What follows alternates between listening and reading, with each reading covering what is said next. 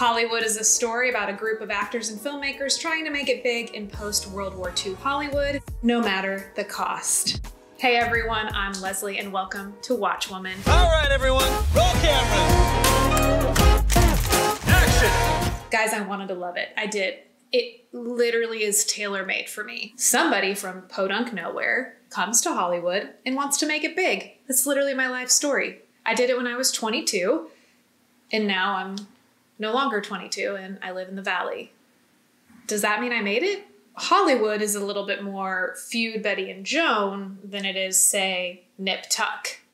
And I've been a huge fan of Ryan Murphy since his very first show, Popular, which aired in 1999.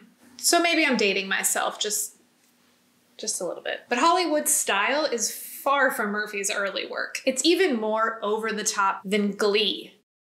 Glee. It's nostalgia-filled, and there are so many unwanted sexual favors. I mean, a lot. Like, I was astounded by the amount of sexual manipulation that happened in episode 1. There is a gas station called the Golden Tip, where pump attendants pump rich people's gas. The Golden Tip. Such a clever name.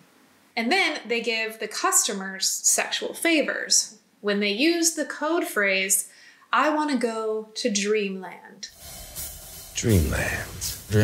I want to go to Dreamland. I guess that's how people used to make it in Hollywood back then. Apparently, that's how Rock Hudson got his start, according to the show. Does this explain why I haven't made it yet?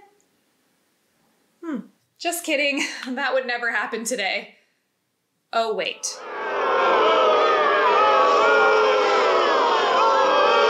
I digress. Listen, I guess I enjoyed these 7 episodes. I mean, there was a lot of history rewriting, which the show promised. Women were getting their due, women of color were getting leading parts, and absolutely nobody was apologizing for who they are, which I am all for. But the cheese, man, it was just dripping on every frame.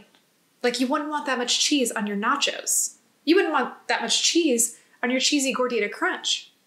Think about that. And every character who does something shitty, and that is everybody, gets redeemed.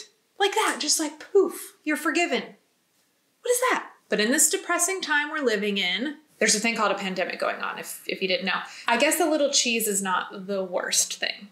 To summarize, it's soap opera juicy. It's really easy to binge. Everyone's insanely attractive. I mean, almost everybody. And there's a lot of 6-pack abs.